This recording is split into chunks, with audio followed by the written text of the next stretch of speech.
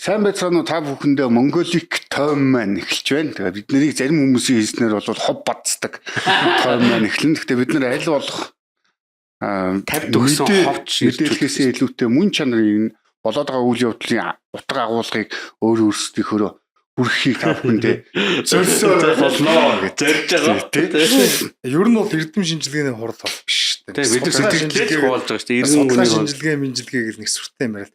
Баян одоо тэгэл сэдв болгон дөр бид нар судалгаа хийгээд бол яаж нэвтрүүлгээ хийж байгаа юм чинь. Тэгээд угаасаа подкаст шүү дээ тийм.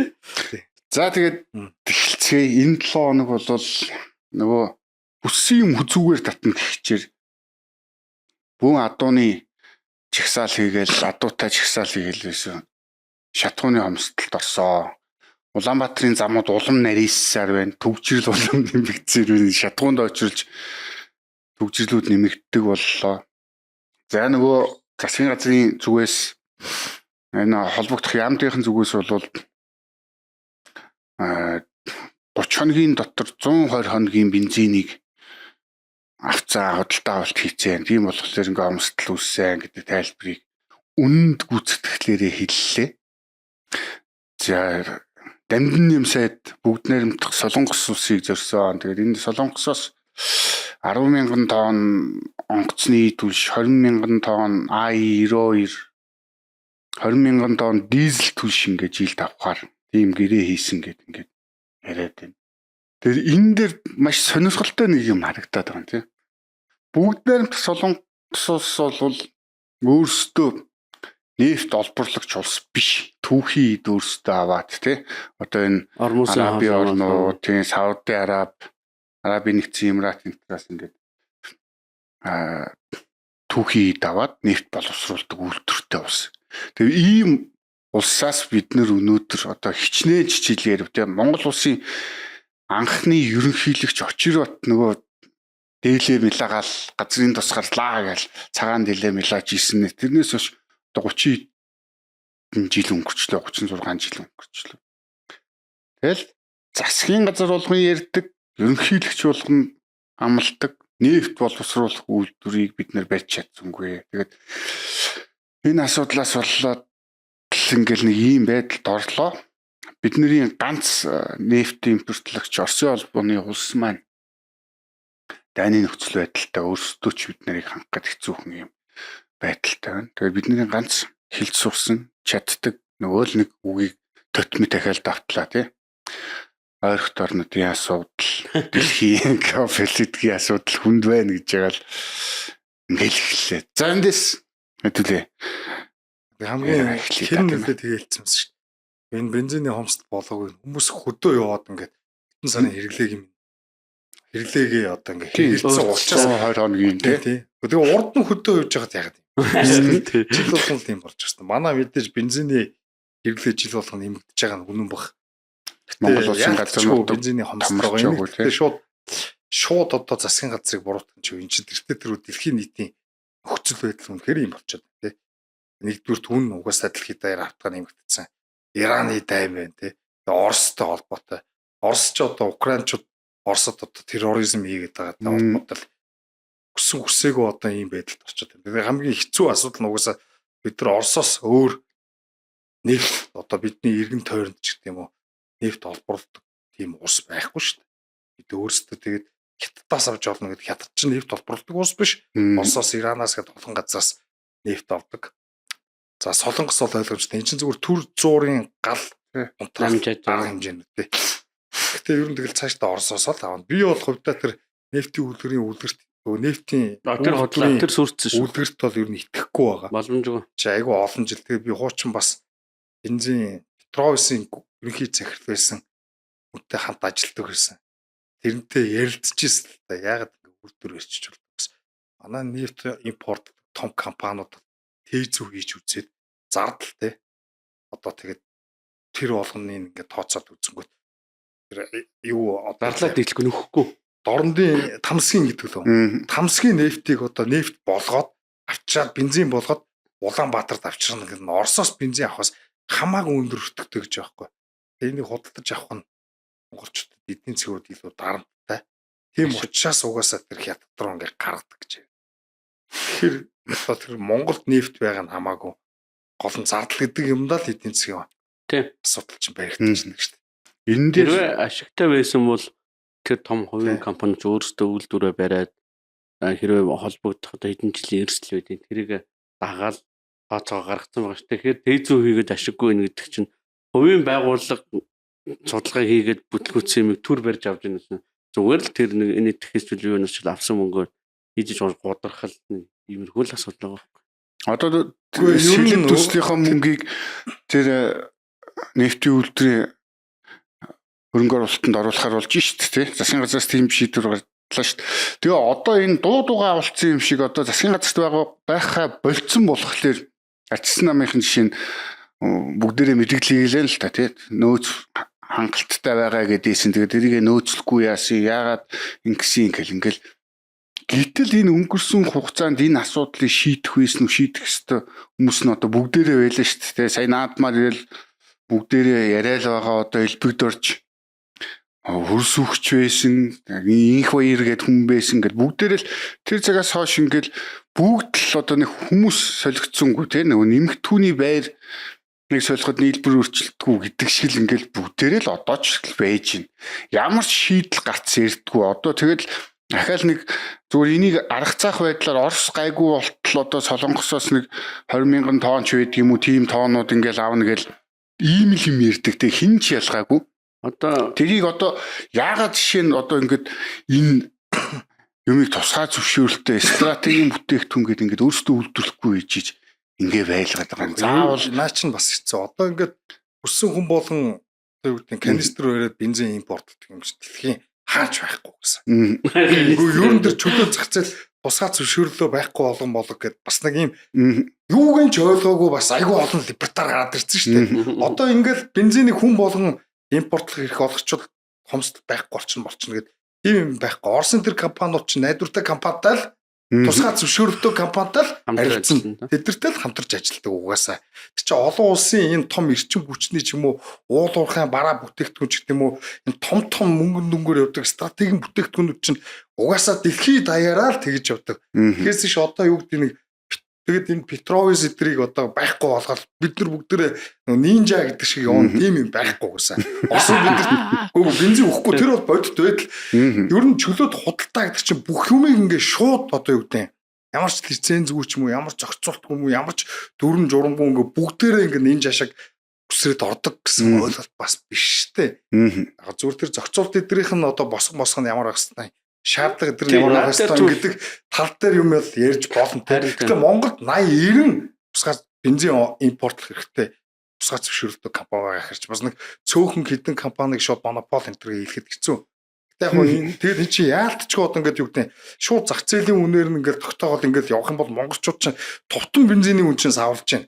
Тэгээ монголчууд чинь тэрнийг хүсэхгүй шүү дээ. Тийм учраас хүссэн хүсээгүй тэр зах зээл чинь одоо юу гэдэг агуулгын бэлдэх мэлдэгтэн засгийн газар одоо юу гэдэг тусдаг. Дээрээс нь тэр үн мүнийг бариулдаг. Энд чи угаасаа манай улсын тэр улс төрийн бодлого засгийн газар эдгээр чинь юмны үн мүнээс сэрэмжилсэн нэг юм арга хэмжээнүүд нь бүгдээр ингээд одоо юу гэдэг цогцоор ийм нөхцөл байдал үүсгэж байгаа болохоос зөвхөн цөөн хідэн нэг юу гэдэг бензиний компаниудаас болоод одоо юу гэдэг нөхцөл байдал муутцсан хэрэг бол яг биш шүү дээ. Одоо хамгийн том шүүмжилж байгаа нэг ийм сүүлийн 30 жил шүү дээ. Сүүлийн 30 жил бид нар ийм нөхцөл байдалд орж үзээгүй те. Яг тэгвэл сүүлийн 30 жил дэлхийн эдийн засаг, дэлхийн худалдаа, дэлхийн дэг журам доктортой байсан. Одоо тийм биш болоод энэ тэмдгүү дайн бий болоод дэлхийн дэг журам ч өөрчлөгдөж байна. Тэгээ мөнхөд ийм гой байна нэтэр гэж боддгоо одоо болох хэрэгтэй.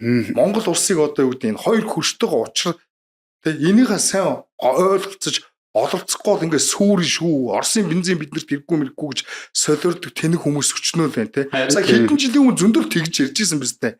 Нөө нэг урт устай нэг гарчсан намын Монгол хүү те. Монгол хүн өдр чинь Оросын бензин хэрэггүй мэрэггүй л гэдэг байсан. Гэхдээ яг үүндээ бодит байдал дээр Оросуудад бид нар дуртай дургу байх нь хамаагүй Оросын бензингөөр бид нар явахгүй нүнэ. Улс орны бодол.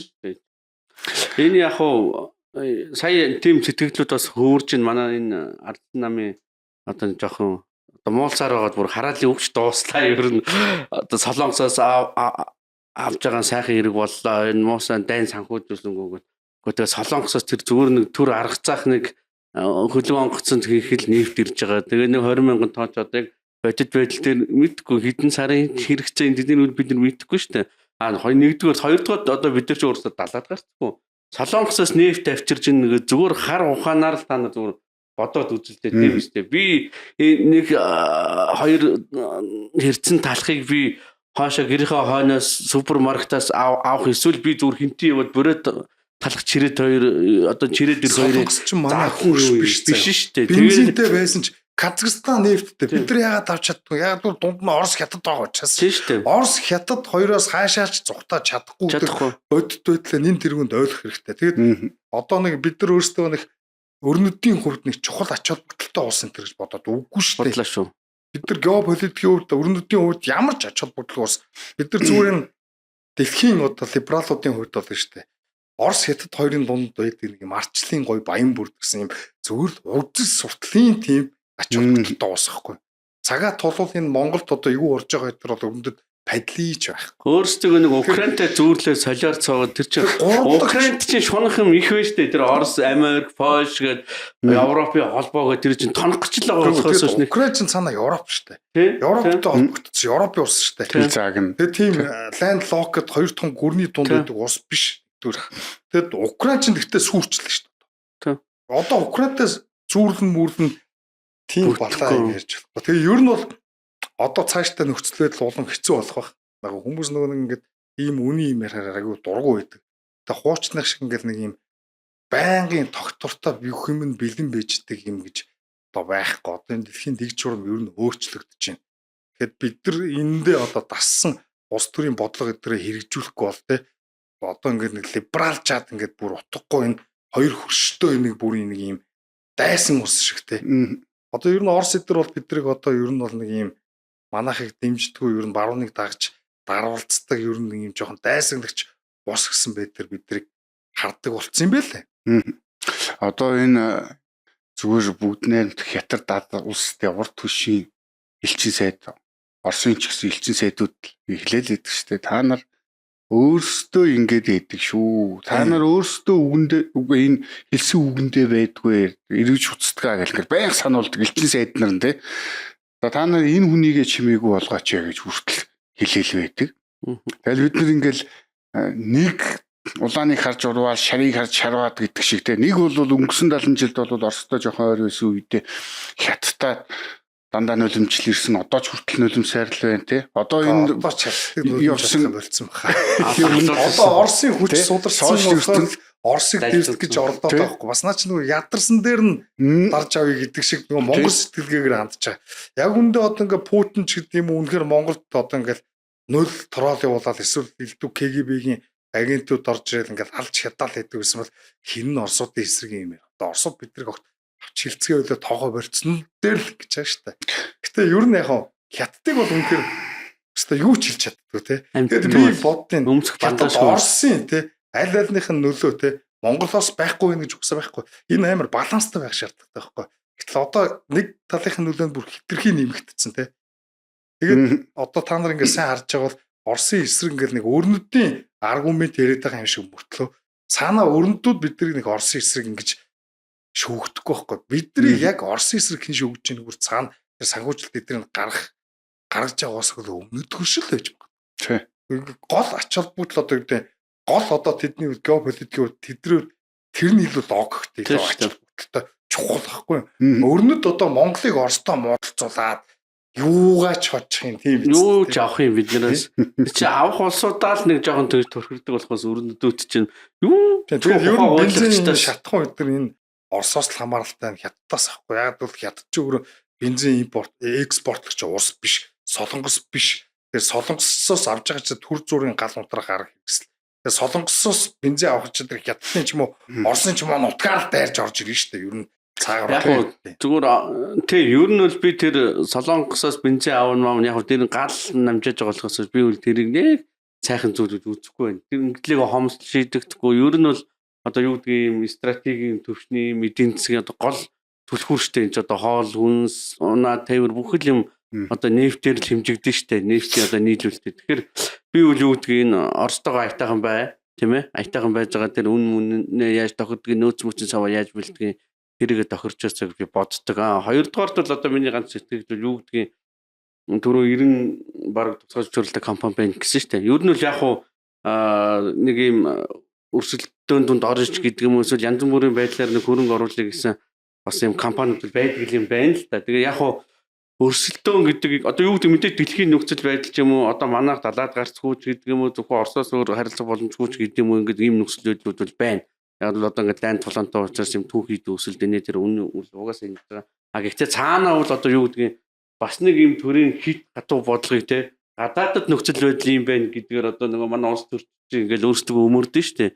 Тэгэхээр юу гэдгийг бид нэр энэ чинь өөр Оросоос бид нэр 97-98% нефтийн хамааралтай улс. Оросоос өөр бид нарт ямар ч гарц байхгүй. Тэгэхээр юу гэдэг магадгүй гайлынхын татварыг тэгдэг ч юм өөр энэ чинь бас 3-4 төрлийн татвар оногдуулт юм билээ штэ. Энэ минь татвар дээр нь ч гэсэн бас ингээд хөнгөлөөд тэгэхээр юу гэдгийг магадгүй тэр нөөц бэлдэх гээд байгаа одоо хүртээмжийг сайжруулах гэдэг хүмүүс чинь илүү одоо тэр зах зээл илүү одоо үр өгөөжтэй ч гэдэг юм уу уран зоригтойгоор ч гэдэг юм уу те одоо бид нар ч бас том зээлтэй ч юм уу үйлдвэр том орсгох юм ажлууд ингээд байгаа шүү дээ. Тэгэхээр өрсөлдөөн бол ер нь бас мэдээд тодорхой хэмжээнд бол бас хомигдсон татварын бодлого нэ тэр юм нь бас ийм тийм яваад байгаа те. Тэгэхээр одоо юу гэдгийг нэг улс төрчдийн хий хоосон амлалтанд бус яг бодит нөхцөл байдлаа хараад тийм ээ энэ татварын хувь хэмжээг нь яах юм тийм ээ энэ юм тийм ээ хөнгөлт урамшуулнууд энийг бас давхар харахгүй бол бид нар бол одоо юу гэдгийг би энэ хил гайлийн асуудлыг маш их шүүмжлэлтэй ханддаг байхгүй юу.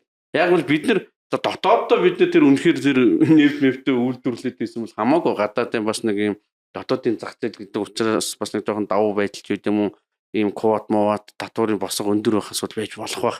Гэтэ бид нар чи 90 одоо 98% ийм хамааралтай байж бид нар татварын бодлого ч юм уу энэ өрсөлдөх бодлогыг нь бас тодорхой хэмжээнд бас нээгээд мэдээж юу гэж хүн болгон канистртэй бензин үйлдвэрлээд байх уу те тэр чинь бас тодорхой стандарт шаардлагуудтай тэр нөөцийн соёлыг яаж бэлтгэх тиймэрхүү нэг юм шаардлагуудаа тавиад одоо хит бас юм хатуу юм тусгай зөвлөлийн ч гэдэг юм уу татварын юм босго тавьж байгаагаа бол өн болох хэрэгтэй.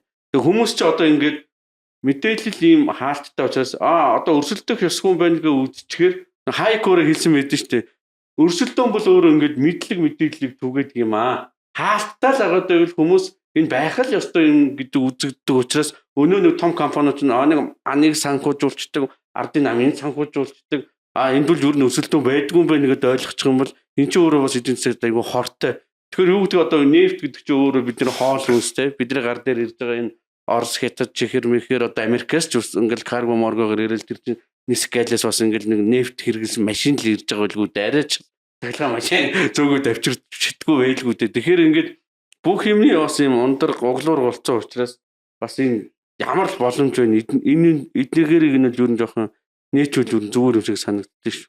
Одоо энэ бидний яг байгаа байдлыг бол ялангуяа энэ өвөр Монгол машин зардаг залуучууд ч байд юм уу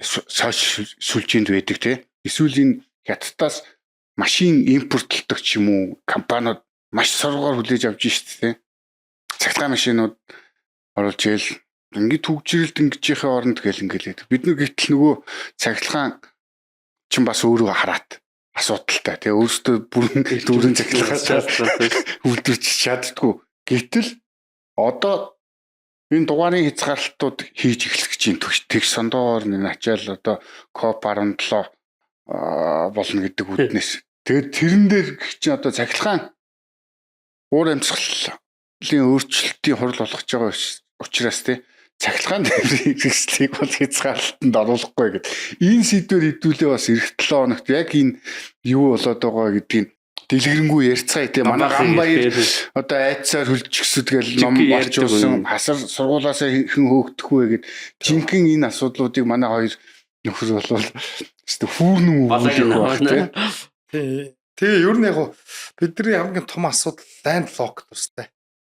Далаад гарцгүй 3-4 хөршигдөгөр зүгээр цаасан дээр байгаа абстракт бол дипломат ёсоор одоо бусад улсуудтай юу гэдэг ингэж өөр нэг юм шин олон тулгуур гадаад харилцааны бодлого явуулах гэж л гаргаж ирсэн нэр томьёо болохоос тэр чи бодит яг шүү дээ. Яг бодит ойлголт биш Монгол хоёрхан л хөштэй. Тэр бол тэрнийгээ байнга нөгөө өгдөө болгон надад сануулж бай шиг гэдэг шиг. санаж байх хэрэгтэй. Хоёр хөрштөөгөө яаж арга ивэ олоод эдгээр улсуудын бидэнд тулгаж байгаа гэх юм уу? Одоо тэр нэг ийм бодлогын шахалтууд дундаас хамгийн өөрт ашигтай хувилбар Яг одоо бид нар өөрсдөө ингэ сонгож чадчих тэднэртэйгээ хилцэл тохиролцоо хийж чаддаг л байх тухай ярина уу гэхээс тэр хоёрын ямар ч одоо юу гэдэг нөлөөгүйгээр бие даасан бодлого бүрэн дүүрэн хэрэгжүүлнэ гэдэг. Энэ олон улсад тийм их гүрнээс ангид жижиг улсууд бие таагаа тусгаар тогтносон 100% одоо юу гэдэг өөрсдийнхөө бодлого хэрэгжүүлдэг гэдэг энэ ромаасаас агцах цаг болсон баг. Бид нар яг бодит байдлаа зөв ойлгож чадах юм бол жижиг улсын бодлого ямар байх ёстойгоо тодорхойлж чадах. зөв тодорхойлж чадна. Том гүрний бодлого, жижиг улсын бодлого бүгд өөр өөр шүү дээ. Тэр чи одоо манайхын чи бүгд нэг амар их гүрний амбицтай хүмүүс сууж байгаа шүү дээ. Тэг их гой савлах юм аа манайх нэг гинэн метр гэдэг шиг тий. Юу ч тэндээс Америк хятадд худалдааны хориг тавина гээл ингээл эхлэхлээр өөстөө зүг мүү хятадуудыг стад алаад өг гээл тий. Тэндээс Оросыг одоо энэ хоригуудыг Европын Украин тусламж хийлгэнэ гээл тэгэнгүүт өстой зүг гээл. Яг үнэндээ тэр Орос удаа бутраад унах юм бол тий хятад биднийг зайлгэн хятад хэцүүдэд эхлэх юм бол Орос биднийг буцаагаад амархаа ингэчин гэдгийг өөрсдөө ойлгохгүй байгаа дээ шүү. Дэлхийн дэг журамтай гэдэг чинь их 50 гэдэг чинь хүчний том гүрнүүдний павер гэж ярьдаг шүү. Тэрэн дээр хүчний баланс тэнцвэрээр оршин тогтнодог те. Нэг павер байхгүй боллоо гэж бодоход вакуум гараад ирдэг. Тэр вакуумыг нөхөхийн тулд дахиад одоо гэдэг олон улсын харилцаанд том конфликт зөрчил мөрөлдөөнүүд гарч эхэлдэг. Тэр одоо юу гэдэг Орос байхгүй болоод бутарлаа гэж бодлооход Монголд хизээч гоё нөлөөлнө гэдэг гэсэн юм байхгүй. За дараагийн сэдв Монгол улс малаа ахаад тоолохоор болжээ. Тэгээд энэ энэ гэхдээ хувийн өмчийг одоо төр тоолох гээд одоо үндсэн хуулинд яг заасан болохоор тэгдэг юм уу тий. Тэгэл энэ нөгөө уг нь бол мал тооллоо гэдээ одоо мал өсчихгүй, махны үн буучихгүй тий. Татварлах гэдэг шүү дээ. Татвал явах гэдэг шүү цаана тий. Хоёроо одоо энэ илүү ухаалгаар тоолдог болъё гэл бид нарыг нөгөө ийм Монголын оруулсан шигээ тий. Энэ хорогдож юу хорогдоогүй нүүд орогдоогүй болоо татвараа төл гэл ингээл ийм л юм руу явах гэдэг юм л та тий. Махны бидний нөгөө амжиргааны стандартыг дахиад нэмэгдүүлэх юм болж байгаа юм л та. Тэгэхээр чи ер нь тэгээ одоо ч ингээд төрийн хараа хяналтаас ганц ангид байгаа юм чи одоо өдөө бэлчиж байгаа мал болчиход байгаа байхгүй юу. Тэр тэрнийг ч гэсэн одоо ингээд хараа хяналтаас гадуур биш те бүрэн дүүрэн бүртгэж жагаад одоо хуучин загч нөгөө хэсгээ ахлагч ингээд хашаа хороогоор явж байгаа тэнд нэг шин тугалт төрсэн байна гэж альдаг шиг. Гэхдээ тэрнийг одоо те олон мал дээр хэрэгжүүлэх боломжтой. Одоо тэгээд орчин үед технологийн болцоо гараад ирчлээ. Одоо тэгээд малыг удахгүй бүгдний нөгөө чихэнд нэг юм байгаад хаана явж байгаа GPS мессер хянаад тэгээд одоо угаасаа тим юм руу хүсэн хүсэг орно. Болох ёстой юм болдгоор болж. Одоо энэ 40-50 оны үед те нэгдэлч хөдөлгөөн гэж яагаад хийсэн хамгийн том аюултай юм бол тэр үстэй малын татвар аваад эхэлдэг. Тэгээ малчид нөгөө бөө норм норматив дотоогоо ичдэг. Тэр ноосныхон нормыг нь биелүүлж чадахгүйгээс болоод нөгөө үтсэн дээлийнхаа ноосыг нь харгаж ягаад ноосоо тушаадаг байсан гэл ингээл те. Малчдын дунд нэг ялтай мал гэдэг ойлголт одоо буцаж ирж байгаа нь ийм болоод болцсон байсан учраас те. Нийтийн өмч болгоцсон байсан учраас ийм болцсон. Одоо бол ингэх гэдэг шиг. Нэгдүгээр татвар, хоёрдугаар энэ махны зах зээл гэж нэг том юм байна. Монголын хөдөө аж ахуй чинь бэлчээрийн мал аж ахуй дээр байж байгаа шүү дээ. Энэ махны зах зээлийг ер нь төвлөрүүлээд нэг ийм ченжүүдийн гараас салгах ч юм уу эсвэл нэг юм цөөн хэдэн нэг ийм монопол, олигопол ченжийн гарт өгөх гэдэг. Тэгээд цаанаа энэ мал гэдгийг бас яг ямар орж ин судлаад ер нь энэ хэд бол ер нь бүгдийг л нэг цөөн хэдэн том корпорац компаниудын л өмч болох гэсэн тийм л бодлогод хэрэгжиж байгаа шүү дээ. Ер нь нэг тэр татвар нэмдэг бодлого чинь ч гэсэн цаанаа нэг төрийн санг аривжуулах гэдэг байгаа ч юм биш. Төрийн сангаар дамжуулаад хэдэн том компани л одоо бялуу хуваах гал хийж байгаа шүү дээ. Тэгэхээр цаанаа дог нь тэр л баг. Тий одоо өнгөрсөн бидний түүх харуулад нь шүү дээ. Төр тоолдог болоод эхлүүл мал харагдал эхэлдэг өсдгүү болдог. Нийтийн өмч байсан гэдэг тий. Өөрсдөө энэ тоолдогдооч биш л дээ. Ер нь бол малын хөлийн татвар гэж хуучин бол байдаг гэсэн. Яг тэгэхээр монголчуудад өөр эрхэлдэг аж ахуй байгаагүй учраас Монголын түүхэнд малаас дандаа л татвар авдаг л байсан. Сүүлийн үед нөгөө хотчоод ирэхээр те өөр одоо секторууд эдийн засгийн секторууд гараад ирэхээр татвар авахаа болоод ингээд саяны хэсэг чинь ингээд малыг тоолж чадахгүй учраас татвар нь дандаа тийм хаягддаг те. Тэгээ бас энэ нөгөө сонгуулаар малчтаас санал эдэр авахын төлөө бас малчтын татвар эдэр ингээ хөнгөлцдөг байсан юм да. Гэтэ бид нар тэр нь илүү бас ашигтай тусдаг. Яг чинь маха арай хямдхан. Тэгээ дээрээс нь манай мал аж ахуй чиглэл чөлөө зах зээлийн одоо тэгээ махны зах зээл чиглэл чөлөө зах зээлтэй ингээд олон жижиг худалдаачид ингээ хоорондоо өрсөлдөөд тэгээ бэлчээрийн мал аж ахуй ч нөгөө хямдхан тэгээ зардалтай учраас бид нар чинь харьцангуй гайгүй мах ингээд саяхныг хүртэл идлээ шүү дээ. Үүний үед. Тий, одоо тэгээд хөрөнгө олон бүр жилээс жилд ингээд оролцоод тэгээд тэр экспортлагч компаниуд гээд нэг хэсэг нөхдүүдэд давуу ирэх олгоод тэд нэг ингээд хөдөө явж мал ингэж авах баялууд олохын төлөө ингээд цаашаа гаргаж зардаг осноос хойш ингээд монголчууд ч махны хомсдолтой нүүр тулгард өөрсдөө бүрэн дүрэн хямд махаар хангаж чадахгүй юм бэж гадаадад экспортлно гэдэг чинь ер нь худлаа шүү дээ. Тэгээд одоо ингээ өөрсдөө идэх махыг гадаадад экспортлоод өөрсдөө хятадаас хямдхан дахиад антибиотиктэй дахиад худалдаж авч иддэг болоод тэр нэг жоохон валют олох гэдэг нэг бид нар урд нь ярьж лээ шүү дээ. Тий, өмнө ярьж лээ шүү. Тэгээ одоо энэ татвар авдгүй байсан учраас Монголын мал сүрэг түүхэнд байхгүй дээд хэмжээгээр өслөө шүү дээ. Өнгөрсөн 30 жил. Сая тэр бол яг үнэн. Тэгээд одоо ингээ ахаад буцаагаад татварлаад эхэлнэ. Энэ өнгөрсөн жил одоо шинэ хоршоо гээл ингээл хөдөлгөөн өрнүүлэл 5 их наядыг тараасан шүү дээ. Энэ мал сүргийн бүтцийг сайжруулах нэрээр. Гэтэл одоо хипхоп холбооны ерөнхийлөгч байсан Баабар нэг юм яриад байсан. Тэр хүмүүст их таалагдаад ах шиг байсан. Одоо хороол байр-байраар нь мах сүүгээ хангадаг болыг яг нөгөө хуучны системийг нь одоо тэгэхээр нэг сайхан мах идэл нэг үнэхээр сайхан сүү ус холоогүй сүү авчих юм шиг хүмүүс бодоод зүг гээл гэдэг яг тэрний бодит илэрхийлэл нь ингээл одоо эхний удаа тоолж эхлэн дараа нь хөгнөг зүүн тэгээд чип суулгасан болохоор нөгөө онлайнаараа татвараа нэгэн татвараа авах өгөхгүй болвол нөгөөдөг чинь янз бүрийн вакцины юмнаас эхлээд хааж боодог болон малыг нөгөө одоо тэгэл татварыг махны нөгөө бичгчийн юу лээ тэрийг нь өгөхөө болж чинь гэл гарал үүслэмчгөө гарал үүслийн бичиг дэвтэрчүүл юу лээ тий ийм л юм болох нэ тэгээ хяналтанд л оруулж байгаа тий төрийн чиглэлээр цөөн хэдэн том бизнесийн хяналтанд оруулах галагаад арга хэрэгслэх. Манай Монголд чөлөө зах зээл гэвэл одоо мах л шүү дээ. Одоо тэр нь утгах юм. Тэгээ энэ махтай холбоот дараагийн сэдв бол энэ Евразийн эдийн засгийн холбоонд Монгол улс энэ чөлөөт худалдаа хийх гэрээ тодорхой улсуудтай байгуулжээ. Беларусь байна, Казахстан байна, Оросын холбооны улс гэсэн улсуудтай байгуулгаар болж. За энд бас шүүмжил гарч ирсэн. Нөгөө нэг газруудаасаа ингээл авах нь бид нэр хизээч эднэртэй тэнцэл алдагдaltaй дандаа байдаг гэл өөрсдөө нэг үйлдвэрлэгч болсон юм шиг тий. Дандаа гаднаас уган бол энэ улсуудаас чинь бараа бүтээгдэхүүнүүд илүү их орж ирээд тийм бол бараа бүтээгдэхүүнийх нь үнэн л хямдран явчихсан. Ийм юм дээр тэгэхэд л эсэргүүцэл хитгэн л бас л нөгөө нэг төртөө дандаа төрийн оролцоотойгоор ингэж идэг хідэн улс компаниуд л уурлаад ах шиг байна л та тий.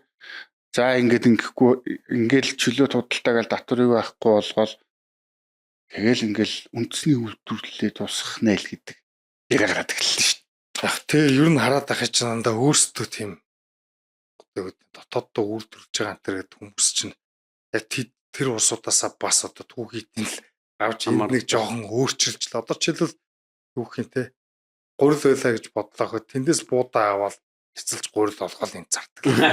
Бүрэн дүүрэн одоо юу гэдэг тэр нөхдүүд Монголд одоо юу гэдэг эдийн засгийн хувьд те бие даасан байдлаар үйлдвэрлэл хөгжүүлнэ гэж яриад байгаа ч худлаа. Ийм боломж байхгүй.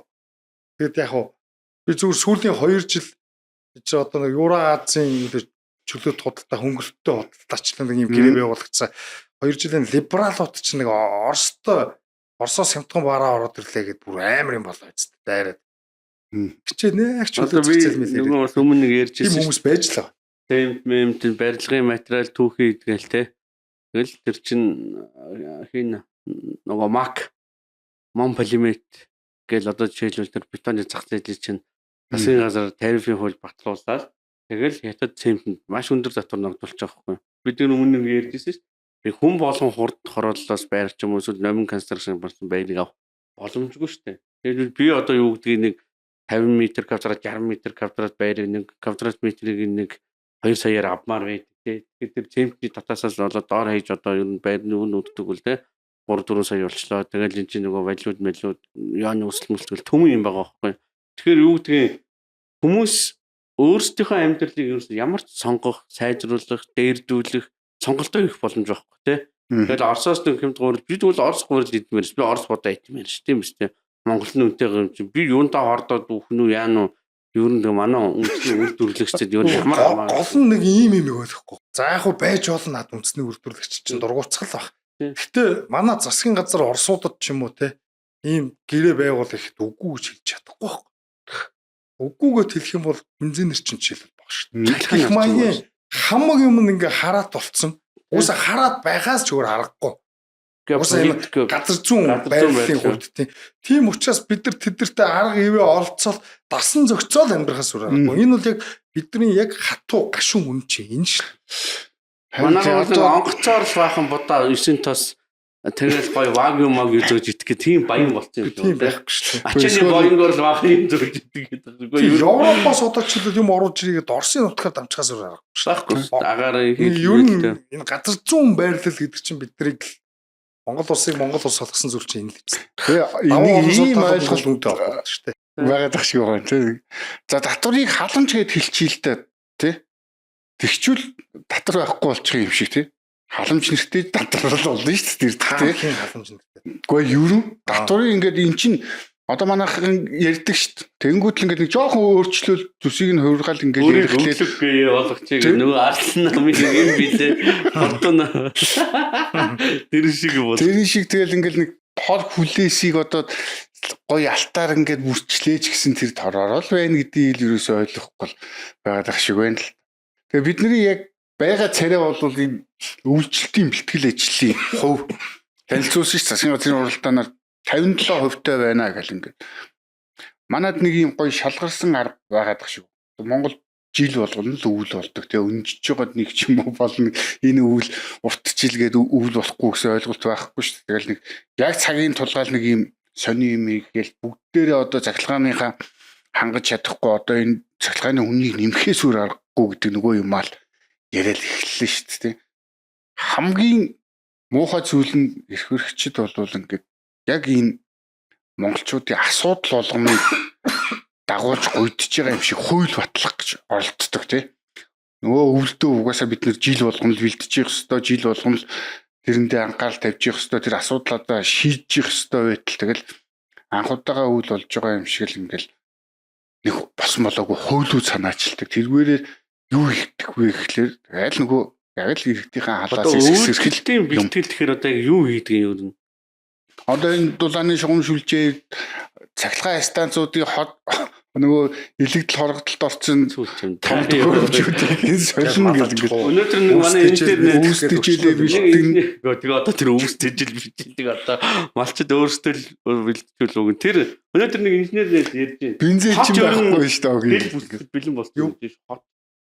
Дулаан, цахилгаан бүх юм нь байхгүй болчихсон. Наа чинь бол том асуудал. Тэгэхээр наад асуудал чинь уг нь энэ Оросыг л буруутгаад байдیں۔ Одоо ч л 5 дугаар цахилгаан станцтай. Бид нар бол уг нь хүрэн нүүрс амар их устай. Цахилгаан станцыг бол бид нар те аюу олон жижигэн под станцууд ингээ бариад та жинхэнэ зах зээлийн чөлөөлөд юулөө нүүрс. Тэгээд одоо ингээд олон одоо эрчим хүчний үнийг аюу хямдруулах гэдэг болцоолстой. Монголд ч хангалттай байгаа юм чинь тэр байхгүй. Бензин тос бол хэцүү баг. Гэтэл одоо тэрнийг огт хийдэх байхгүй. Тэгээд нэг юм хитгэн том юм одоо ингээд зориуд хуучруулад удаашруулад ингээд дэлбэрүүлэх чад ингээд энэ улсын ийм хөрөнгө энэ том зах зээл одоо ийм стратегийн салбар шүү дээ. Одоо энэ эрчим хүчний энийг нэг юм ганц хоёр том нэг ийм дандаа төртөө хамсчдаг нэг юм компаниудад л үнийг унгааж авч өгөх гээд байгаа байхгүй юу? Сайн даач ш. Тэгээ одоо нэг улсын өмчөд гэдэг чөлөөлөлт биш шүү дээ тэр чинь. Тэгээ тэр нь монополи идэх. Тэгээд алдаг хүлээгүүр татвар төлөгчдөөс нөхөөс аавна. Ашиг хүртүр төр төш өөртөө аавна. гэх маягаар ямар ч чанарын ялгаагүй харин ч хувийн хвшил нэртэй нэг ийм хэсэг бүлэг, улс төрийн бүлэг амар одоо гэдэг эдийн засгийн хувьд одоо гэдэг хүчрхэгжих цаашлаад Монголын төрд ч гэдэг юм уу ингээд лобби хийх мөнгөөр улс төрчдийг худалдаж авах ч гэдэг юм уу төрөөсөө илүү хүчтэй болгох нөхцөл байдал чинь бүрдэх гээд байгаа байхгүй. Одоо энэ Америк ч гэдэг юм энэ ардчилсан парламентын ардчлалтай улсуудын хамгийн том эмгэнэл нь тусгай сонирхлын лоббинд ингээд те энэ том корпорациудад ингээд улс төрчд худалдагдчихдаг те тэр лоббигоо баг ингээд хуульчилсан бидэн шүү дээ Америк гэдэг чинь тэр чи одоо авилгыг хуульчилсан байна гэсэн л яг үг байхгүй. Тэгээд ийм ялзарсан систем чи Монголд яг л адилхан хэрэгжээд явж байгаа. Тэгээ бид нэр яг одоо энэ одоочл яг тэр либералчлал ч гэдэг юм уу те чөлөө зах зээл эдэр гэдэг яг жинхэнэ үндсэн зөв концепцоор нь зөв ойлгохгүй бол хідэн том хувийн хвшил нэртэй нэг юм бүлгүүдийн одоо гэдэг тэдэрт одоо гэдэг бариулах байхгүй. Одоо ер нь энэ хувийн хвшил гэдэг үгийг шүтдэг болохоо болмоор байна. Яг жинхэнэ хувийн хвшил эдэр гэдэг нь жинхэнэ цаад концепц нь ойлгохгүйч одоо мафийн дээрэмчид хүртэл өөрсдөө бизнесмен л гэдэг үстэй. Гэхдээ ер нь тэгэхээр юу гэж нэрлэж байгаа чухал шүү дээ. Цаана гол нь жинхэнэ өрсөлдөөн дээр оршин тогтнож байгаа баялаг бүтээгч хувийн аж ахуй нэгж юу эсвэл төртөө хамссан улс төрийн давуу одоо онцгой дархан ирэх идэлж нэг даргын компани эсвэл нэг дарга нарын худалдаад авчдаг нэг тийм бүлгүү тэр бүлгийн цаана тэгээ цаашлаад бүр одоо Монголын ер нь том бизнес гэж юу ах вэ? Цаана хятад эдрийн л мөнгө байдгийг гэсэн шүү дээ. Ер нь тийм л юм байгаа шүү дээ. Одоо энэ тэр мондог бизнес юм бол одоо юу гэдэг Апугийн Батцайхан MCS-ийн одж байгаа шиг хүмүүс 50-60 явах юм бол Монгол ч амар хөгжин гэд тэд нар тийм мондог юм бол яагаад одоо юу гэдэг баг 15 жилийн өмнө MCS чинь 1 тэрбум долларын эргэлтийг давцсан бидтэй мөнгөнд. Яагаад өнөөдөр гадаад ертөнцид өрсөлдөхгүй байгаа?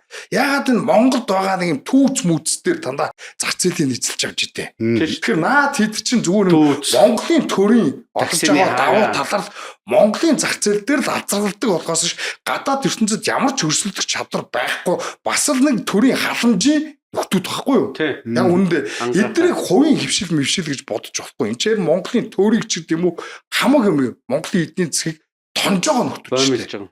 Тэр энийг ялгадаг болохгүй бол Монгол төр зах зээлийн эдийн засаг биш социализм л ард түмний чинь донд одоо юу гэдэг. Хүч аав.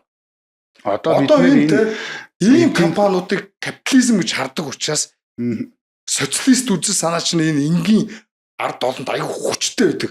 Нүдэн дээр нь капиталист нэртэй хүмүүс ингээд улс орны дээрэндээ тулгаалаад ингээд тоноод байгаа ингээд нүд нь илт харагдаж хагаад яаж тэрнийг дэмжих юм? Тэгэхээр ийм хамгийн одоо юу гэдэг аюултай одоо орчин цагийн системийн хамгийн аюултай юм чинь хувийн хвшил нэртэй хулгайч нар шүү дээ. Зүсээ бид ч дадвараа төлөхгүйгээр яг төрөөс мөнгө авч байгаа юм чи төрдөө буцаагаад 10% тэр нэг ийм хэдэн мэрэгжлийн улс төрчч багш нэг карьер улс төрчдөөсөө илүү хүчтэй нөлөөтэй байхгүй. Карьер улс төрч чинь яг одоо юу гэдэг хувь одоо улс төрчийн хувьд бол тэдрээс бүрэн хамааралтай болчдөг тий. Ганцаараа мөнгө төгрөг байхгүй ингээд систем болчдөг том бизнесүүд чинь. Тэгэхээс ш одоо юу гэдэг ганц хөрс үхэх ч юм уу элбэгт орж их ч юм уу тий. Буруутгаад байх утгагүй чи ингээд амар том сонирхлын бүлэг амар том мөнгө цаанаа ингээд гадны мөнгө төгрөгтэй холбогдсон гадны одоо ашиг сонирхол эдэртэй холбогдсон амар том энийг одоо капитализмын нэрээр өмгөөлнө гэж байж боломгүй нэрэх. Одоо бид нар энэ манай эдийн засгийн чи 27%-ийг нүүрсний орлого бүрдүүлж ийн гэд байгаа шүү дээ. Гэтэл одоо дэлхийд хамгийн их эдийн засгаараа тэргүүлж байгаа улсуудын нэг бол өмнөд хөрш биднээс нүүрс судалдаж аваад байж ийн. Гэтэл өөрсдөө болохтой нэг шахмал түлшгээр тэндээс ахиж л тийшгээ мөнгө аваач явааш цартуул авчраал энэ ч нэг сони юм хийгээл нүрсний хогоор хийгээл байдаг те. Яг үүндээ одоо жилээс жилдэл ингээл агаарын чанар бол буугаал байдаг өөрсдөө статистика өөрчлөл байдаг. Одоо зарим газрууд буцаал нөгөө хүн нүүрснийхээ станцуудыг нээл эхэллээ шүү дээ. Одоо өөрсдөө тэгж одоо хүчний үнийг хямдруулах эрчим хүчний салбарыг одоо өөдөн татахтай яг тэр олон жижиг бизнесүүдэд ингэж олон подстанц байгуулаад одоо ч тэр дүүргийг ингээ хагах одоо жишээлбэл лагер дээр яагаад нэг жижигхэн юугээр ингээ лагерын байшингуудыг хангах хийж одоо тог үйлдвэрлэгч яг үндэ одоо тэр технологи бүр тийм амар тэнгэрийн байха болцсон шүү дээ.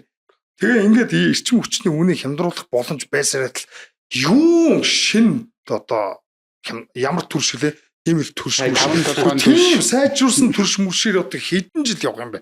Тэгээд тэр мөнгө тэр төршөнд хэдэн төгрөг зарцуулдаг үлээ. Тэр төрш эдрийг нь одоо юу гэдэг тэр цаана тэр ухаан ходог модгаас одоо хангадаг юм шиг ингээд нүд том бизнесүүдийн ингээд яг л юунд ингээд хэлээд байгаа лобби чинь тэр барьцаа байгаа байхгүй юу? Одоо тэр 5-7 төлш чинь ашиггүй ажиллаад байна. Дандаа татаасаар ажиллаж байна. Дээр нь аудитын шалгалт ороход 2 их найдын асуудал гараад ирсэн гэдэг ингээд барьцаалж байгаа юм шиг ерөнхий аудитор нь яриад нь шүү дээ. Ингэсэн шүү, энэ чи юм шүү, алдаага засахгүй байгаа шүү гэд.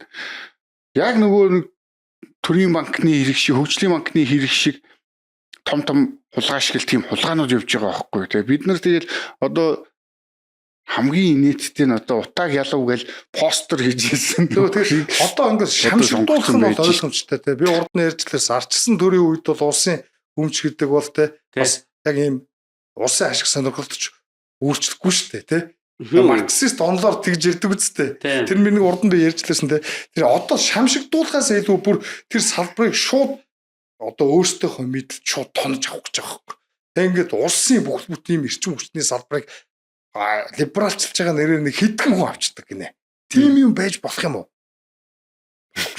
Одоо έμс эдгээр чи UB Cup-ыг авсан юм шүү. Тийм л юм дуулсан шүү. 5 богдч гэлөө. Тэгээд таны боо юм босож инноваторыг хулгайч чинь тэр таксинуудыг шахаад те. Тэр үл яг одоо л намжсан болохоос шахаад одоо энэ хаагаа идэх хүмүүсийг одоо амьдралгүй болгож байгаа нөхдүүд баггүй те. Тэгээ одоо тэр такси дураараа ингээ хуваараа такси эрхлэхийг хориглоно гэдээсний цаатал юу исэн бэ гэхэлэр нөгөө 5 богдол тий такси оруулж ирчихсэн шүү дээ. Тэгэл тэрний лоббиг бид нэр хууль хүртэл батлах гал ингээл тэнцэн нэг мундаг юм болоо тий. Хувийн машинтай такси хийгээд явж болохгүй. Чи заавал нэг том бизнесийн нэг жолооч нийгмийн даатгал төлдөг. Тэгээд нэг ийм одоо юу гэдэг нэг жоохон цалин авдаг хамжлага ихэнх ашигын тэр том компаниуд авдаг сүлтүр татварладаг. Тийм тэгээд амжиргааны өртөг нэмэгдэг. Тийм л юм болох гэдэг. Одоо сая тамхины хөлж гэсэн яг тийм юм байна шүү. Гэхдээ энэ юу вэ? Нэг асуудал миний одоо бүр амар эмзэг бүр нервчдэг. Хамгийн гол нь энийг хэрэгэд маш их дэмждэг. Муухай машин цууслаа машин авахт яа тийм ингээд хүн километр нэг үсрэл 1500-аар л явж байгаа үстэй 1500-аар. Тэгээ тэр чинь одоо тэгээ бас харьцангуй сонголттой болсон шүү дээ. UB Cup чинь comfortable гэдэг байгаа тийм comfortable гэдэг байгаа. Тэгээд эсвэл энгийн ингээд normal гэдэг байгаа. Тэгсэн чинь л шүү машин угаадгүй. Тэгээ цуухаар мөнгөө төлж чадахгүй ч тэгээд. Тийм мөнгөө төлж чадахгүй байж тэгээд өөрт нь таарсан өөрийнхөө эдийн засаг өөрийнхөө худалдан авалтанд нь таарсан үйлчлэгээл тэр байдгийг ойлгохгүй байгаа. Тэгээд яг үндэ энд биш үү? Тийм муухай байгаад байгаа юм бол эндээс явах хэрэгтэй. Тийм шүү дээ. Монголоос яваад гадаадад амьдарсан Японд таксин цуугаад амьдарч байгаа. Чадахгүй шүү дээ. Японд 3 км газар явах стандарт 80,000 төгрөг шүү дээ. 60,000 төгрөг 3 км явах. Тэгэл юм чин аливаа юм тэгэл өөрсдөө чөлөөтэй байгаа тохиолдолд хэрэглээг ингээл хэрэглээнд нь таарсан үн өртгөндөө таарсан үйлчлэгээ угсаал бий болно шүү дээ. Тэр хүртэл жоохон зөвчээр ингээд чимээгвэл бидний ийм их шийдэл яргээ солиод цаа. Шийдэл нь ойлгомжтой шүү дээ. Тэр таксинуудыг бидний үзэн ядаад үйлчиг километр 6-7,000 төгрөний такси. Тун удахгүй суух нөхцөл байдал бие үнэлэгч ярьсан чинь шийдэл яргээд бие үнэлэгчээр зөвшөөрөхөө болж очтой. Тэр ч одоо өөр шийдэлсээ тахуулсан юм бэ. Хуурчж чадахгүйгээр ярихаар дандаа шүүмжилтэй шүүгсэн дөрөв аваад тоглоомж явах хэрэгтэй. Гэхдээ ийм нэгдүгээр шийдэл мэдэл гэдэг нэг олон юм яриад шаардлагагүй цаа. Эхлээд бодит асуудлаа ойлгохгүйгээр шийдэл гэж байхгүй. Тийм ойлгож байна. Ойлгож хинч ойлгож чадахгүй. Тийм байхад шийдэл мэдэл бол дараагийн түвшних. Нэрээ. Эхлээд эн чинь ийм юм байна. Хэн биднийг одоо шулаад байгаа юм бэ? Хэн биднийг ядуу болгоод байгаа юм бэ? Хэн биднийг паразитлаад байгаа юм бэ гэдэг өөрөөр ойлгохгүйгээр нэг амархан шийдэл мэдэлтэй нэг ямар ч их шийдэл нэгтэй юу нэг ийм эд шидний тохиураар юм болгоныг гой болгочих нэг ийм найдвартай нэг ийм дандаа нэг амьдралыг ч гэдэг юм уу нэг бүх зовлон нэг аврагч гарч ирээд ингээд шийдэж өгнө гэсэн бодолтой. Тэм юм байхгүй. Есүс Христ аврагч гэдэг шиг одоо таны амьдралыг одоо юу гэдэг нь те хэн нэгэн ус төрч гарч ирж Хуурамч Месая адэр гэдэг нэг ирдэг шиг те. Тийм одоо Хитлер ч юм уу, Ленин ч юм уу, Мао ч юм уу, Маркс ч юм уу, одоо Мац намаа бол аврахгүй. Ихлээд асуудал нь олон ойлгох хэрэгтэй те. Дандаа нэг юм аврагч гэсэн хүмүүс. Одоо жишээлбэл юу гэдгийг ингээл хүмүүс ер нь ингээд нэг юм адгийн наацх юм бол за яг бид нар түүз мүзэг бол зөндөө ярьсан те. Одоо ингээд нэг 8 нэр мэдлөө ороод хаасаагүй стандарт ярьдаг болчихлоо шүү дээ. Тэгээ одоо тэгвэл нэг л юм харалтаа бид нэг одоо намайг түүцтэй яхаар тийм үү түүцтэй пэй юм бэ юм бэ гахаа нохоо гэл тэгдэг байхгүй юу. Би түүцтэй 2 3 4 5 түүц ажилладаг хүн надаас хуулийн зөвлөгөө авч намайг цалинжуулж байгаа байхгүй юу. Энд чинь эдийн засаг штэ. Тэр чинь цаашаа очиж хүүхдүүдэд тэгээд байгаа. Бүрүсээ тэд нар чинь нэг хайландер болгож байгаа, хайлукс болгож байгаа. Нэг цагдаа ирж мөрөд торгоод нэ тэрэг гингүүт нь би тэрийг өнгөлж бас тэр хүнээс том сүлжээ дийлгүүр те. Одоо би урд нэрчлээс эдийн засгийг төвлөрүүлээд байна гэдэг. Энэ хэдэн том компаниуд чинь улс орнуудын эзэн боллоо. Одоо ингээд төрөөр дамжуулаад ингээд энэ яамдууд чинь дандаа эдний өөрсдийн байгуулс одоо англи ойлголтоор regulatory capture гэхгүй. Ер нь энэ эдийн засгийн зохицуултууд нь штэ.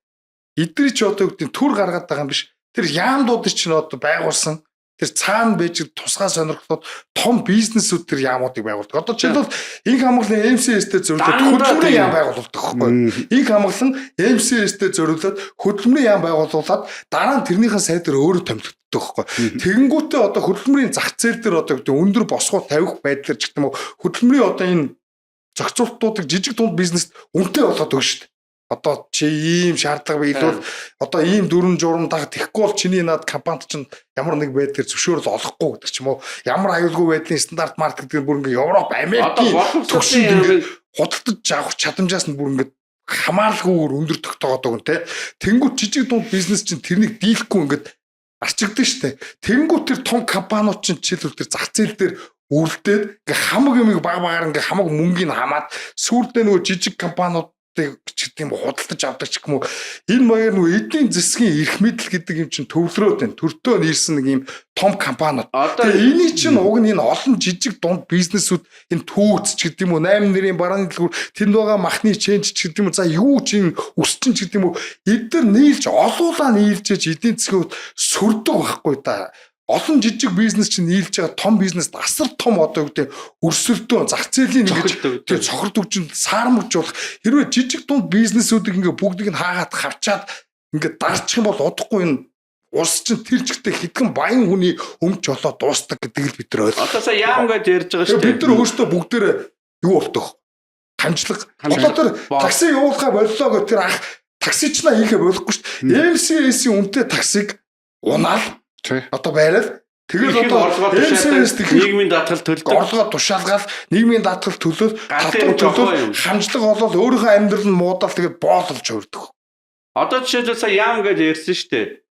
Одоо боловсролын амгалт зүгээр л MCS-д ингэ бэлэн.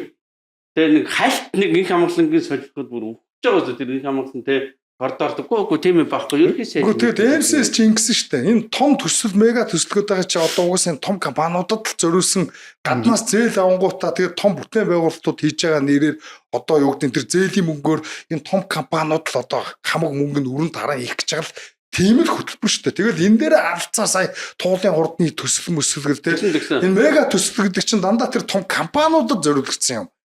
Энэ чинь манай төрч эндээс нэг одоо юу гэдэг нэг бүтээн байгуулалт хийх гээд байгаа юм шиг энэ цаад бодлого нь Монголын төрөш том компани лобби бүлгүүд л угаасаа ингэж тодорхойлж байгаа тийм. Тэгээд одоо MCS-ийн тэр инх хамгааллын MCS-ээс одоо салцсан гэдэг гаанч худлаа заавч цаанаа ирэх ашиг нь байж л байгаа. Тэгээд ингээд ингэж гаднаас 200 мянган ажиллах хүчин орж ирнэ. Тэгжээж энэ ажиллах хүчний хомсдын асуудлыг шийднэ гэж ярьж байгаа байхгүй юу? Гэхдээ ямар одоо зээлийн мөнгөөр аж үйлдвэржин. Тэгээд дээрэс нь тэр аж үйлдвэрчлэлтэн зах зээлийн эрэлт нийлүүлэлтэд тулгуурлаагүй социалист маягийн үйлдвэрлэлийн чиглэлийг нь төр тодорхойлно нэг юм хідэн компани тодорхойлно. Тэгээд тэднийг оруулж ирэхэд бол хятадаас мөнгө одоо юу гэдэг зээл аваад хүүтэй тэгээд тэрний нөгөө нэг хятадын компаниуд нь хурж хийж өгч ажил хийж гүйцэтгэх. Тэгээд 200 мянган хятад л орж ирж штэ хаанасаа Турк ч юм уу орж ирэхгүй тодорхой бид өөрсдөө очиж ажиллаж хятад гэдэг чинь одоо баг маас цагаач манай хүн амын баг хэдэн хувь 10%, 15% Манайх ч одоо ингээ 3 сая 500 мянга гэхэр ч одоо 200 мянга гэхэр ч 7-8%. Одоо 7-8%. Хүн амын 1 юм уу 2%-аас илүү олон нэг улсаас ч гэдэг юм уу цагаач орж ирэх юм бол тэр чинь одоо аюул олон үстэй. Тэгээ ийм том гүрэн сая одоо Ван И гээд хятадны гадаад иргэн сайд ирсэн гэд миний сонсож байгаагаар гадаад яамных нь те одоо хүлээж авчихсан би зүгээр сонссон үнэн удааг нь мэдэхгүй. Одоо энэ хятад Монголд визгүй бол гэдэг шаардлага тулгаад эхэлсэн юм билээ. Угаасаа нийт айгүй хэцүү тий. Тэгээд ингээд том гүрнүүдийн шахалтанд орж ийн. Нэх амар сүртэй юм яриа л тий. Тэгээд ийм айгүй том асуудлууд үүсчээд байна. Одоо жишээлбэл боловсролын тал дээр би ахаа нэмээд хэлэхэд энэ хамглан MC эсвэл дандаа янз бүрийн боловсролын бизнестэй шүү дээ. Орчлон сургууль, international school гэл ингээл нийлэх одоо мөнгө хэрэгэлдэг газар. Тэгээ энэ хамглан мөн хизээч хүүхд 10 жилийн сургууль сурахгүй шүү дээ.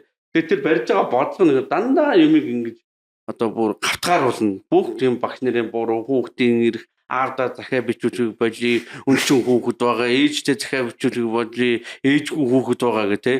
Тэгээ одоо монголчууд тэгэл айгүй сонирм. Одоо би бас энэ монголчууд гайхдаг байхгүй. Зүгээр нэг басмаа хийгээл нэг хагасаа өдөр бүтэнсээ өдөр тэ инх хамглан блог хийхээр сайн сайд болчихно. Хүүхдүүд чинь багшгүй болчиход дээ шүү дээ. Бүгд Солонгос руу явж ажил хийж гин. Япон руу 2 сараар ажил хийж гин. Солонгос очиж 3 сараар ажил хийж гин. Турк руу явж бүгд ажиллаа. Хүүхдүүд ямар боловсралгүй болцсон. Тэгээ багш нь хичээлээ хий гэхээр хүний эрх зөрчлөө. Энэ аавгүй ингэсэн аавгүй хүүхдийг загнаслаа ингээд солиороод хүүхдүүдийг энэ хүртэл ингээд одоо инх хамглан устгаж байхад намайг хөмжлөд дөр намайг барьж идэх гэдэг байгаа шүү дээ. Хүүхдүүдийн бодтой богор устгаад шүү дээ. Хүүхдүүд даалгавар ихэ боллоо. Тэгэхэд манайх энэ ингэдэг байсан юм байна. Яг нь одоо тэр нөгөө сайн мууг нь би мэдэхгүй. Манай энэ 10 жилийн тогтолцоо шүү дээ. Одоо 12 жил ч байдаг юм уу. Манай энэ айгүй шахаж яваад идэг нь бас гадаад очиод айгүй давуу тал болдог гинэ. Одоо энэ гадаадад инженерээр ажиллаж байгаа, электроникоор ажиллаж байгаа, ангаахаар ажиллаж байгаа, хуулиар ажиллаж байгаа бүх хүмүүс шүү дээ. Ялангуяа энэ математикийн шинжилгээ ухаан, физикийн шинжилгээ ухааны хүмүүс их сургуулийн хүүхдүүдийн төвшин төгссөн байт юм бэ. 1 2 дугаар курс. Тоо маач шүтээс шүү дээ. Шүтээсийг төгссөн хүмүүс очиод магистрийг үлэхгүй хамгаалчтай юм. Аль хэдийн үтцсэн байдаг гэж байна. Арх ууж байгаа л зүгээр нүдэ амьдрах таарсан. Арх ууж байгаа. 10 дугаар нөгөө 12 дугаар ангийн хүүхдүүд очиод 2 дугаар курсын нүдэ аль хэдийн үтцсэн байдаг. Тэгэхээр одоо энэ хамглан бол битгий даалгавар ээжтэй аавда битгий захиа бич сүрүүлж байгаа. Монголын шинэ үеийнхнийг нөгөө Чингис хааны хэлдгэр нөгөө өөхөнд ороогоод үхэр тоож идэхгүй нөгөө нохоо тоож шиншихгүй өвсөнд ороогоод үхэр долоохгүй гэдэг шиг юм сул дороо ямар ч өрсөлдөх чадваргүй тэгээд нэг юм зөвхөн нэг юм бусдаас гомдолж яадаг нэг юм одоо юу гэх нэг юм бөө нэг юм ирэхээс нэг хариуцлагатай дураараа аашилсан хүүсээ мэдхээ өрцөн нэг өрөндийн үе штэ яг тийм болох гэдэг байна. Монголын шин залуу ирээдүйн үеийнхнийг нь хүүхүүд ч устгаж чинь залуучуудыг би буруутгахгүй тэд нар мэдэхгүй юм чинь гэтгийн хөгшин азарч ороо сурна гэдэг шиг энэ хөгшин өвөг либерал арчлагч энэ элдв энэ өрөндийг шүтдэг энэ худлаа өөрсдөө орчин үеийн хүн энтергээ бодцсон новшнууд ч хамгийн харгаатай. Эдгэр чи өөртөө хомоос уйдахгүй ч дээ. Тэгээ эдгэр чи ер нь тогтсон үзэл бодол модлож угаасаа байхгүй энийг амглан ирбут орж борж. Эдгэр чин зүгээр оппортунист юу л өөрт нь ашигтай олон хүнд таалагдал ус төрийн хувьд одоо юу гэдэг хүн тэ сонгогдох боломж нь олгож байгаа бол юу ч хийхээс буцахгүй. Ер нь энэ ардчлал гэдэг чинь төрийн зүтгэлтэн гэж байхгүй болоод юм байна. Улс төрч популист гэж бий болгодог. Тэгээ ардчлалын төрийн залгамж нэгдсэн бодлого гэж байхаа болд юм байна. Одоо ингээ манай монголчууд төрийн бодлого одоо юу гэдэг төрийн оролцоог нэм энэ яа байгуулахын зөв өнтергээд яг үнэндээ тэр яам чин хизэж төрийн ч юм уу нийтийн ярих ашигт үйлчлэхгүй. Энэ чинь дандаа тэр ардчлалын үед ингээ ийм олон бүлэг товтон хоорондоо ингээ сонгуулаар ээлжилж улс орныг тонох гэж ингээ өрсөлдөж байгаа. Тэдний төр зургийн эрх ашигт нь л өөрчлөлдөг.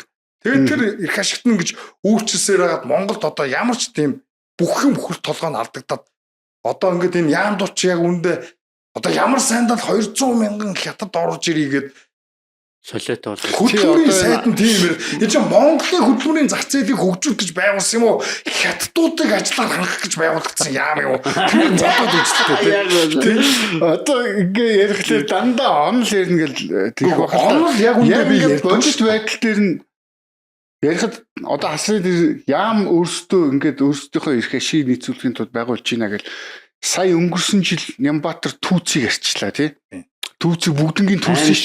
Тэрний бодит илэрлэл нь тэр үгний одоо нотлохоо нь Сүбатолд гэдэг хүн тэ үйлдвэр худалдааны яамны сайд байсан. Дараа нь ерөнхий сайд болсон. Одоо тэр энэ түүцийг байхгүй болсноор хин хохирч чинь бид нар өөрсдөө хохирч чинь хин ашиг олж чинь CUGS 25 ашиг олж чинь энэ нөгөө компани л байхгүй тий Апо MCS эднэр л үүдэн гэсэн. Тэгээд ийм юмыг ойлгохгүй бид нэр сайхан хот сэлүүхэн болчлоо гэд өөрөө өөрсдийнх нь үйлчилгээ холдоод нөгөө үнэн өсдөг юмных нь үнэн өсөд байхад л бид нэр ойлгохгүй тэгээд наач нь одоо хүмүүсийн амьдрал бол амар дэвшилсэн шүү дээ. Тэд нар чи бодит зах зээл дээр одоо үгний баялаг бүтээж идэр амьдрдгүү. Чинь амар том юм паразит шулаач юм ингээ. Одоо бизнесмен нэртэй зөвхөн төр төм шахчихдаг тийм амар олон бизнесмен. Одоо яг зах зээл дээр нь шүү дээ. Одоо үгний бараа бүтээгдэхүүн борлуулж амьдрна гэдэг бол амар хүнд татварн дийлэхгүй тий. Тэгэл нөгөө элдв нийгмийн даатгал инфляц гэл хамаг юм. Гэтэл одоо юу гэдэг ингээ төрд очоо шахчихдаг. Амар үнэтэй джип онцсон хүмүүс ингээд энэ зам он дээр ч одоо намайг бараг дайрч алчих гал. Тэгээ би нэг муухан машинтай. Тэгвэл тэр нэг муухан машинтай болохоор дадруу ямар амар дээрэнгүү нүд мүдээр халтны ой. Тэгээд би бол мэдчихээ. Тэр нөхдүүд ихэнх нь өөртөө нэг яг үндэ штэ. Хин ч жинхэнэ одоо хөдөлмөрөөч гэдэг юм уу эрсдэл гаргаж хөдөлмөрөөр зарцуулж хөрсөн урсаж орсон мөнгөөрөө ингээд 7-800 саяын GP-г ингээд 2-3 жил болго авч солио яваад идэх байхгүй юу. Тэгэд ийм бүхэл бүтэн ийм бүр амьдралаас тасарсан төрийн мөнгөөр ингээд бүр одоо нөгөө хахад цацсан ийм хүмүүс нэг хэсэг хүмүүс бий орцсон. Тэр хүмүүс чи одоо ингээд Монголоос яг явж ирэхээр амьдрч чадахгүй тэд нар чинь. Тэгээ ингээд Монголыг л тонжээдэг. Тэгээ тэд нар чинь өөрсдөө болохоор гоё орчинд амьдрахыг хүсээд энгийн манитыг гаргахаар улдны гүйдэрч харагдаад ирсэн. Харгаар дургуун үрээ болтгоо. Тэгээд тэр түүц мүцийн зайлуул гээл те. Одоо тэр түүцийг үздэггүй аахаа гэдэг юм те. Тэр мэр чинь ажил мамаас ажил хийдгүү ингээд амар их мөнгө аваад баяжцсан тийм хүмүүс чинь ингээ бодит амьдралаас тасарчаад шүү дээ. Энэ шин залуу үеийнхэн ч бас ингээ баруун марууны энэ хүчингү улсын тэр ийм гадаад өнгөн юмыг гарч тийм газар мазар бас баймар орчин үеийн хүмүүс байх гал ингээ энэ тренд тагдаг сэтгэлгээ эдгэр чинь ингээ аяндаа энэ улс орныхоо бодит нөхцөл байдлыг ойлгохгүй те. Бид нар чинь айгүй жижиг юм хоёр асар том юм авраг дарангуй хуршийн дунд оршдог. Тэгэд нэг юм хөрштөө түүхийн эдийн хавсраг болсон жижигхэн бананы бүгд найранд гус гэдгийг ойлгохгүй байна. Энийг ойлгохгүй. Тэгээд ийм их зардалтай, ийм амар өндөр амжиргааны стандарттай амьдрч сураад дандаа нэг юм японочууд шиг, америкчууд шиг ажиллах гэдэг юм бол бид нар удахгүй сүр нэг өдөр нүүрсэн штэ. Зах зээл дээр одоо энэ хятад одоо нүүрсний үн унаал нүүрсний эрэлт байхгүй болохоор Монгол орвонгоор ирнэ штэ. Тэгэхэд энэ жижиг олон жижиг дунд бизнес ч гэдэг юм уу ингээд чөлөөтэй байсан бол бид нар ядаж өрсөж өгөхгүй штэ. Тэр энэ одоо эдийн засгаа төрөлжүүлнэ гэдэг юм чинь те энэ олон жижиг дунд бизнесүүдийг өрсөлдүүлж ижил тэр болцоо гарч ирнэ үг гэхээс хизээ чинь үндэсний үйлдвэрлэгчээ дэмжигээд дандаа нэг юм халамжийн дарга нарын компаниудыг дэмжиж тийм байх. Одоо нэг юм Монголд насаараа халамж аваад бол хүн залхан болно гэдэг шиг компаниудад бас татаас тусламж хөнгөлтөө зээл хэдрэнг өгөх юм бол тэр компаниуд ч өрсөлдөх чадамжгүй болно. Яг бол эрсдэлгүй болчих юм чинь. Эрсдэлгүй бол тэд нар чинь тэгээд ямар нэгэн инновац ч гэдэг юм уу ямар нэгэн хэрэглэгчдэд таалагдах шаардлага байхгүй шүү дээ. Тэгэл хөшүүн болоод үйлчлэгээ нь муудаал тэгэл ингээл төрөөр ингээд амьдруулж яадаг зомби компаниудчтэй энэ манай Монголын том бизнес баялаг бүтээгч гэдэг тэр хөдөлмөрийн баатар болоод байгаа нөхдөд чинь яг үндэ зүгээр халамжийн багнар шүү дээ. Яг үндэ. Монголд одоо 20-30 жил бизнес хийж байгаа, яг шудраг бизнес хийж байгаа хүн 4-7 машинаа сольж чадахгүй явж байгаа л баггүй. Тэр үнэн тэр чинь 3-4 тэрбум төгрөгийн татвар жилдээ өгдөг хүн шүү дээ. Үйлдвэртэй тий. Тэгэхэд 4-7 сольж чадахгүй явж. Тэгэхэд одоо энэ шин G классууд те 700 одоо Lexus 700 600 гараад ирлээ ингээл хотоор зөндөө болцсон.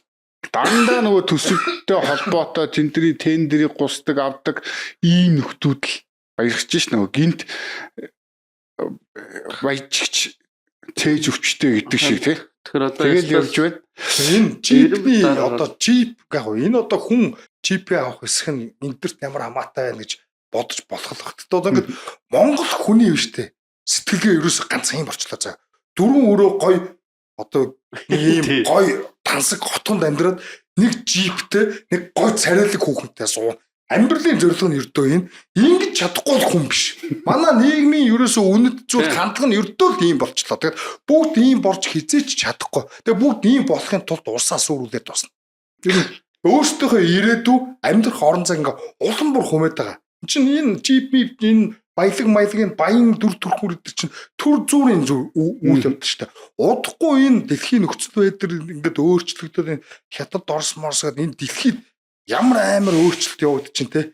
Одоо энэ технологийн хувьд ч гэсэн энэ AI май чинь удахгүй энэ эдийн засаг бас гэж оронгоор нэрвүүлэх чинь те. Дуусах. Удахгүй энэ бидний одоо мэддэг ертөнцийн чинь шал өөр болж хувирах гэдэг. Тэр цагт одоо тэр мөрнийг ерөөс огт бодолцоо байгаа нэг жип хүүхэн тэгээд нэг юм гой байшин тэг хаяа нэг гадаадд очиж Facebook дээр ч юм Instagram дээр зураг тавьдаг. Тэгээд нэг юм хэрэглээний мөнгөөр тасахгүй. Тэгээд өөр бүх зүйл одоо өөр чухал мохол зүйл огт байхгүй. Тэгээд ингээд зам дээр ингээд мань заныгаа дайрч авчих гадах юм оо жипүүд. Ямар их жиптэй болцсон юм анахын ч та тий. За бидний тав маань энэ түрээ өндөрлж чинь тэгээд одоо энэ төртөө хамссан бизнес бүлэглэлийнхэн төр болвол ерөөсөө юу ч бүтээдгүй. Бид нар зөвхөн биднийг бүгднгийн төвлөрүүлж биднээс татвараар аваад буцаагаал хуваарлдаг зүйл гэдгийг бид нар мах тусандаа ер нь шингэтэл ойлгомоор сүрд сайн судлаад байхад ер нь улс төрийн систем, эдийн засгийн систем гэдэр бүгдээрээ өөр ялгаатай төр зураг бий болгодог тий. Өөр эдийн засгийн тогтолцоо, инсентив, хүмүүсийн behavior, зан үйлдэл өөр нөлөөлдөг тий.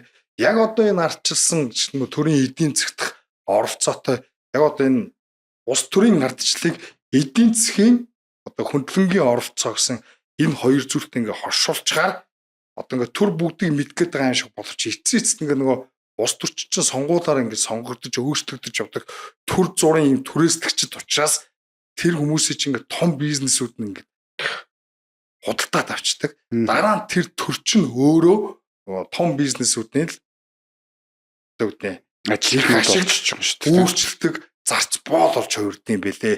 Тэгэхээс ч одоо ингээ төрийн оролцоо ингээ нэмэгдээд бол Монгол төр хүчрэгчний энэ гэж манайхан бодоод байдаг.